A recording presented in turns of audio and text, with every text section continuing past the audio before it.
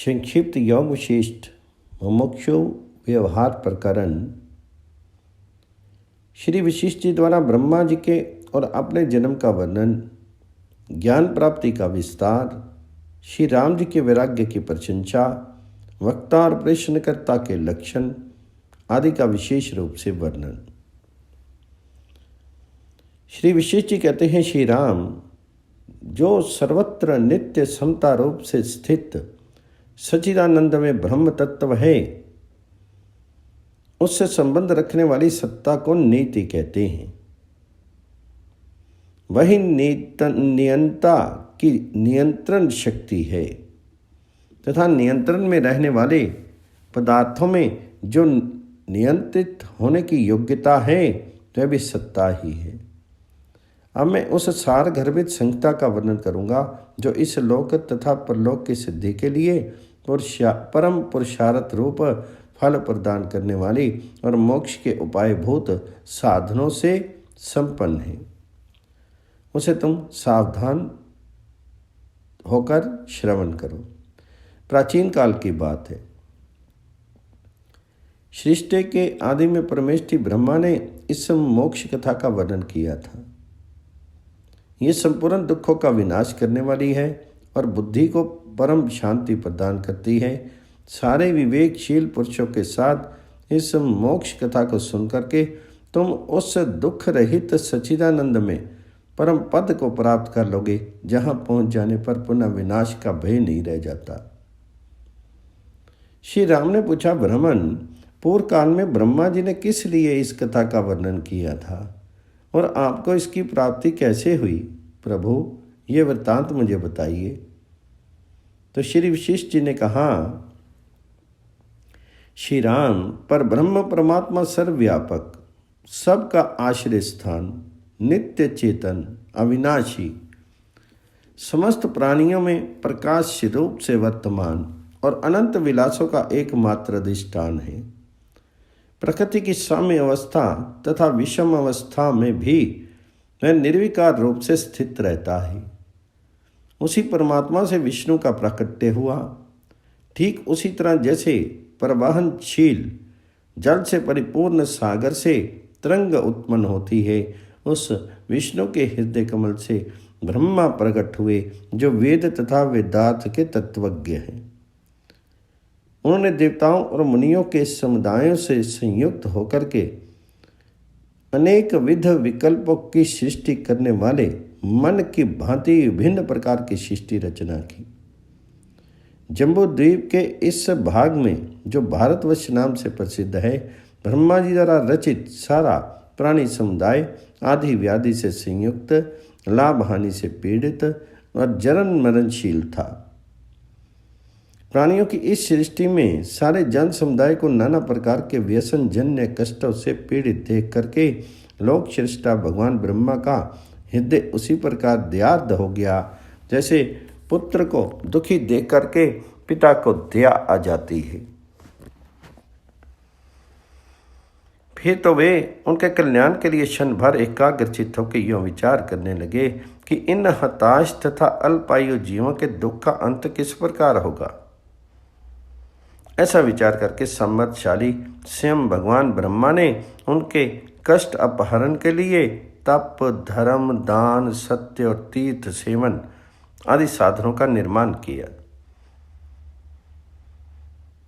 इन्हें उत्पन्न करके सृष्टिकर्ता ब्रह्मा ने पुनः स्वयं विचार किया कि इन साधनों से लोगों के सांसारिक दुख का समूल विनाश नहीं हो सकता,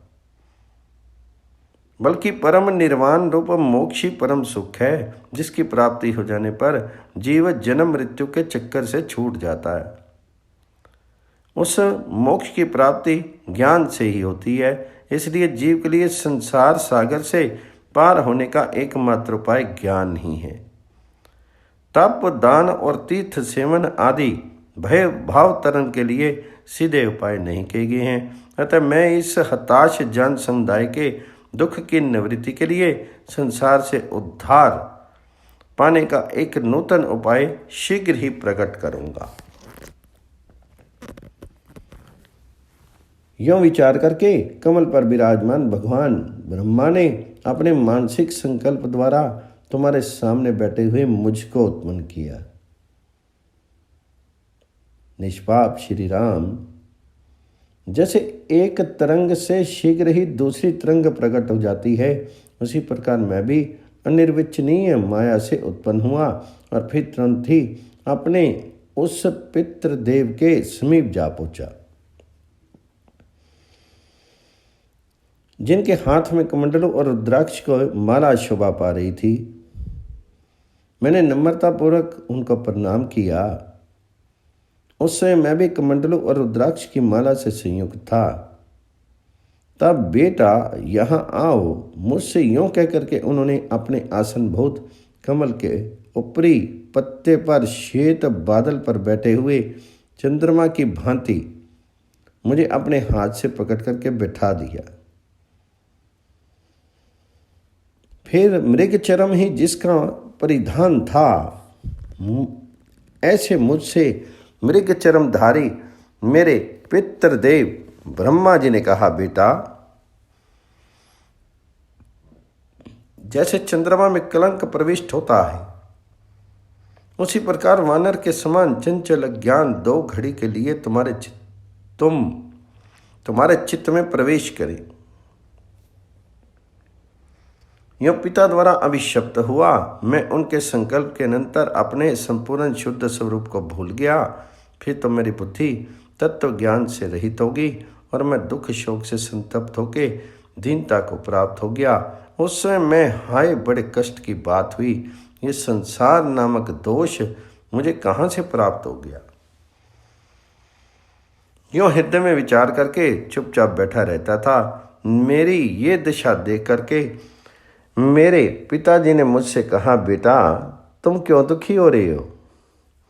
अपने इस दुख के नाश का उपाय मुझसे पूछो, उसे जानकर तुम नित्य परमात्मा को प्राप्त हो जाओगे। तब मैंने उनसे पूछा, नाथ ये महान दुख में संसार मुझ प्राणी को कहाँ से प्राप्त हो गया और इसका विनाश किस प्रकार होता है? मेरे ये प्रश्न करने पर उन्होंने मुझे ऐसे प्रचुर ज्ञान का उपदेश दिया, जिस परम पावन ज्ञान को प्राप्त करके मैं पिताजी के अभिप्राय के अनुरूप अधिक ज्ञान संपन्न हो गया। इस प्रकार जब मुझे ज्ञातव्य तत्व की जानकारी हो गई और मैं अपनी प्रकृति में स्थित हो गया, तब जगत सृष्टा तथा सबकी उत्पत्ति के कारण स्वरूप और उपदेष्टा ब्रह्मा जी ने मुझसे कहा, पुत्र मैंने प्रथमता तुम्हें शाप द्वारा ज्ञानहीन करके पुनः समस्त अधिकारी जनों की ज्ञान सिद्धि के लिए इस सारभूत ज्ञान का पिपासु बनाया है। अब तुम्हारा शाप शांत हो गया है और तुम्हें परम उत्कृष्ट ज्ञान की प्राप्ति हो गई है, जिससे तुम मेरे ही सदृश अद्वितीय आत्म स्वरूप हो गए हो। साधो, अब तुम प्राणियों पर अनुग्रह करने के लिए भूलोक में जम्बू द्वीप के मध्य भाग में स्थित भारतवर्ष में जाओ। परोपकार निष्ठ पुत्र, तुम तो बड़े बुद्धिमान हो, अतः वहाँ जो लोग कर्म कांड परायण होकर के उन्हें कर्म कांड के कर्म से शिक्षा देना, और जो लोग विवेकशील विरक्त चित्त तथा महाबुद्धिमान हों उन्हें परम आनंददायक ज्ञान का उपदेश करना। रघुकुल भूषण राम, इस प्रकार मैं अपने पिता ब्रह्मा जी द्वारा नियुक्त होकर के इस लोक में निवास कर रहा हूँ, और जब तक ये सृष्टि परंपरा रहेगी तब तक यहाँ रहूँगा। जिस प्रकार भगवान ब्रह्मा ने मुझे यहाँ आने का आदेश दिया, उसी प्रकार उन्होंने सनक सनंदन सनातन सनत कुमार तथा नारद आदि अन्य बहुत से महर्षियों को भी ये कहकर प्रेरित किया कि तुम लोग भारतवर्ष में जाकर के पवित्र कर्मकांड तथा ज्ञान कांड के उपदेश द्वारा वहाँ के निवासियों का जो अंतःकरण के अज्ञान रूपी रोग के वशीभूत होकर के महान कष्ट भोग रही हैं, उद्धार करो। प्राचीन काल में सतयुग के समाप्त होने पर जब भूतल पर कालक्रम से पवित्र कर्मकांड का ह्रास हो गया, तब उन महर्षियों ने कर्मकांड की स्थापना तथा मर्यादा की रक्षा के लिए पृथक पृथक देशों का विभाजन किया और उन देशों पर भोपालों की स्थापना की। तदनंतर उन्होंने भूतल पर धर्म, अर्थ और काम की सिद्धि के लिए उन कर्मों के उपयुक्त बहुत से स्मृति ग्रंथों से तथा यज्ञ विधायक शास्त्रों का निर्माण किया। तत्पश्चात इस काल चक्र के चलते रहने पर जब उस क्रम का विनाश हो गया और लोग प्रतिदिन भोजन मात्र परायण और खाद्य पदार्थों के उपार्जन में तत्पर हो गए, तब हम लोगों ने उनकी दीनता का विनाश करने तथा लोक में आत्म तत्व ज्ञान के प्रचार के लिए बड़े बड़े ज्ञान उत्पादक शास्त्रों का उपदेश किया। ये अध्यात्म विद्या परंपरा राज समाज में उपदिष्ट हुई। तदनंतर इसका प्रसार लोक में हुआ, इसी कारण इसे राज विद्या कहा गया। रघुनंदन, राज विद्या एवं राज गुहा नाम से जिसकी प्रसिद्धि है, उस उत्तम अध्यात्म ज्ञान को पाकर के राजा लोग दुख रहित होके परम आनंद को प्राप्त हो गए। श्री राम कालक्रम के अनुसार निर्मल कीर्ति वाले बहुसंख्यक राजाओं के स्वर्गवासी हो जाने पर इस समय तुम इस भूतल पर इन महाराज दशरथ के यहाँ प्रकट हुए हो। शत्रुओं का मर्दन करने वाले राम, तुम्हारा मन अत्यंत निर्मल है, इसलिए किसी निमित्त के बिना स्वाभाविक ही तुम्हारे मन में ये परम पावन तथा उत्तम वैराग जाग उठा है। क्योंकि समस्त विवेकशील पुरुषों में जिसकी ख्याति है, उस श्रेष्ठ पुरुष का भी वैराग्य किसी निमित्त को लेकर होता है, इसलिए वह राजस कहलाता है। परंतु तुम्हारे मन में उत्पन्न हुआ ये वैराग अपूर्व है। ये किसी निमित्त की अपेक्षा न रख करके स्वतः अपने विवेक से उत्पन्न हुआ है और सत्पुरुषों को आश्चर्य में डालने वाला है। अतः सात्विक है, जिन निमित्त के बिना ही वैराग्य हो जाता है, वे ही महापुरुष तथा ज्ञानवान हैं और उन्हीं का अंतःकरण शुद्ध है। जो लोग ज्ञान द्वारा इस सृष्टि परंपरा का विचार करके वैराग्य को प्राप्त होते हैं, वे ही उत्तम पुरुष हैं। श्री राम, जो लोग इस संसार की असारता एवं दुख रूपता को देख करके अपने सांसारिक बुद्धि का परित्याग कर देते हैं, वे सांकल से छूटे हुए गजराजों की भांति संसार बंधन से मुक्त होकर के पर ब्रह्म को प्राप्त हो जाते हैं। ये जगत परंपरा विषम और अनंत है। इसे पड़ा हुआ महान जीव देह ध्यास से युक्त रहता है, अतः ज्ञान के बिना उसे परम पद की प्राप्ति का मार्ग नहीं सूझता। परंतु रघुनंदन, जिनकी बुद्धि अगाध है, ऐसे विवेकशील पुरुष इस दुस्तर भाव सागर को ज्ञान रूपी नौका द्वारा क्षणमात्र में ही पार कर जाते हैं। संसार सागर से उभारने वाले उस ज्ञान रूप उपाय को तुम अपनी बुद्धि से, जो नित्य विवेक वैराग्य से समन्वित है, एकाग्रचित होकर के श्रवण करो। क्योंकि इस निर्दोष ज्ञान युक्ति के बिना अनंत विक्षेपों से परिपूर्ण ये सांसारिक दुख और भय चिरकाल तक हृदय को संतप्त करते रहते हैं। राघव, श्रेष्ठ पुरुषों में शीत उष्ण वात आदि द्वंद्व जनित दुखों को सहन करने की क्षमता ज्ञान के बल पर ही आती है। अन्यथा ज्ञान युक्ति के अतिरिक्त वे किसी प्रकार सह्य नहीं हो सकते। दुख की चिंताएं अज्ञानी मनुष्य को पद पद पर आ घेरती हैं और समय के अनुसार उसे उसी प्रकार संतप्त करती रहती हैं। जैसे अग्नि की लपटें तृण को जला करके भस्म कर डालती हैं। परंतु जिस प्रकार वर्षा के जल से अभिषिक्त हुए वन पर उन अग्नि ज्वालाओं का प्रभाव नहीं पड़ता, उसी तरह जिसे जानने योग्य अध्यात्म शास्त्र का ज्ञान प्राप्त हो गया है तथा जिसने भली भांति ब्रह्म तत्व का साक्षात्कार कर लिया है, ऐसे ज्ञानी पुरुष को मानसिक व्यवस्थाएं संताप नहीं पहुंचा सकती।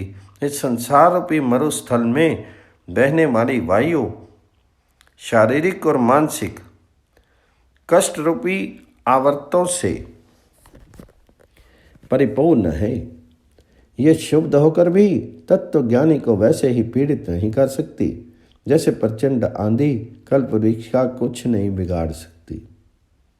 इसलिए बुद्धिमान पुरुष को चाहिए कि वह तत्व ज्ञान की प्राप्ति के लिए जो श्रुति आदि का प्रमाण देने में कुशल और आत्म तत्व का यथार्थ ज्ञाता हो, ऐसे ज्ञानी पुरुष के पास जाकर के प्रयत्नपूर्वक विनय भाव से प्रश्न करें। फिर जैसे केसर से रंगा हुआ वस्त्र उनके रंग को पकड़ लेता है, उसी प्रकार जिससे प्रश्न किया गया है उस परमान कुशल तथा विशुद्ध चित्त वाले उपदेष्टा की वचन को प्रयत्नपूर्वक ग्रहण करना चाहिए।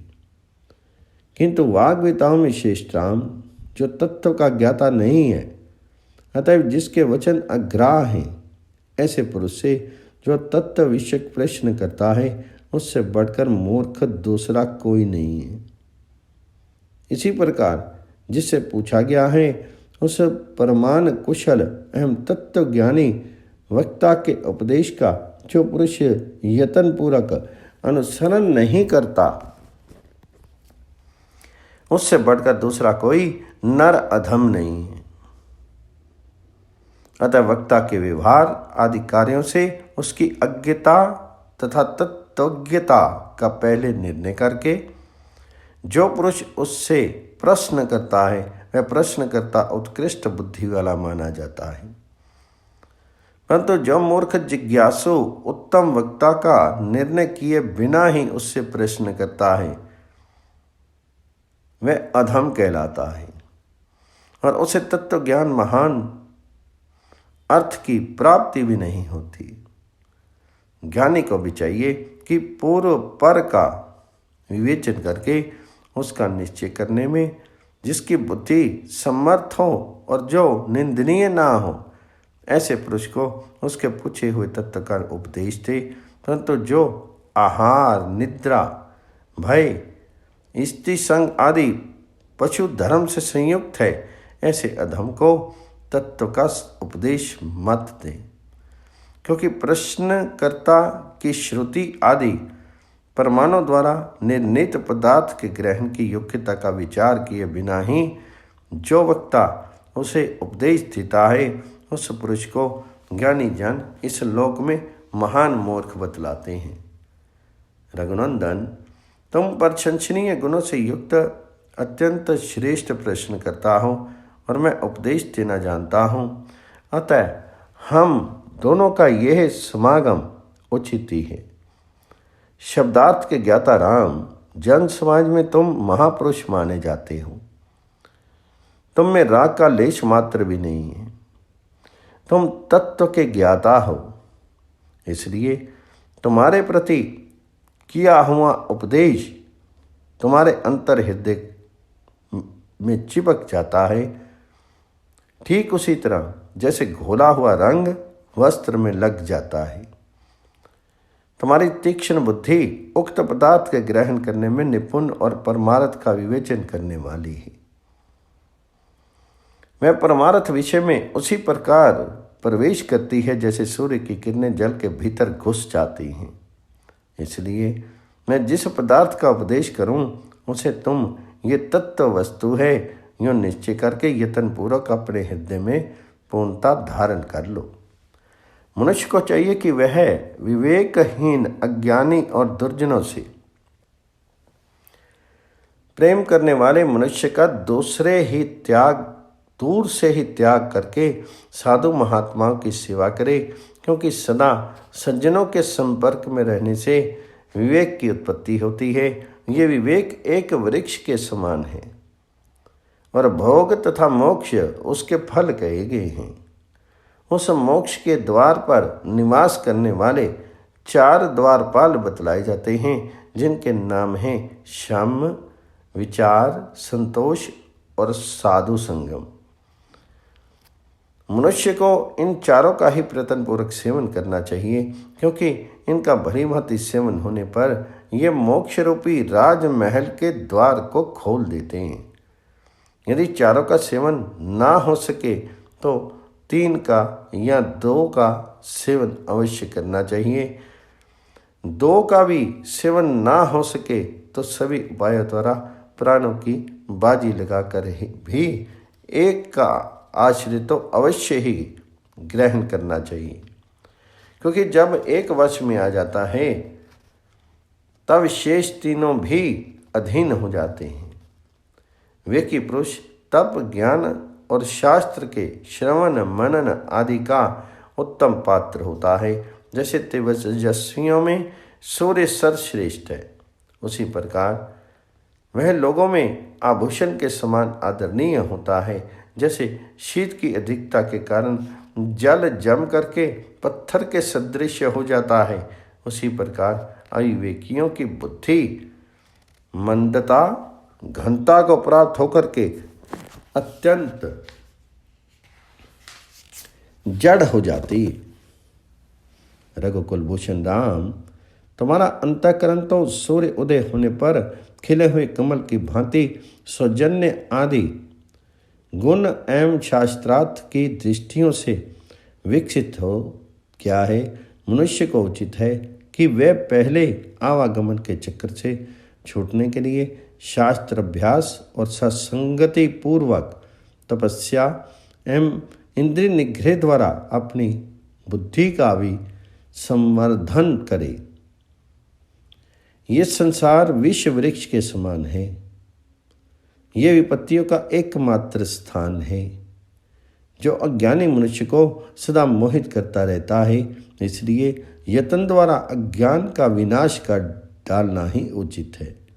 जैसे मेघ रहित आकाश में निर्मल एवं पूर्ण मंडल वाले चंद्रमा को देख करके दृष्टि प्रसन्न होती है, उसी प्रकार ये पूर्वोक्त परमार्थ वस्तु दृष्टि ज्ञानी में यथार्थ वस्तु के साथ एक रस्ता को प्राप्त होकर के प्रसन्न हो जाती है।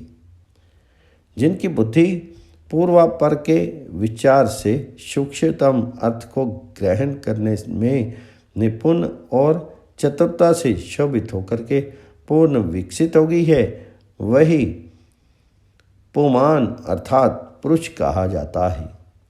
श्री राम, तुम्हारा हृदय अज्ञान से रहित अतः विशुद्ध प्राप्ति आदि गुणों से विकसित एवं उत्तम विचार की शीतल चांदनी से प्रकाशित है।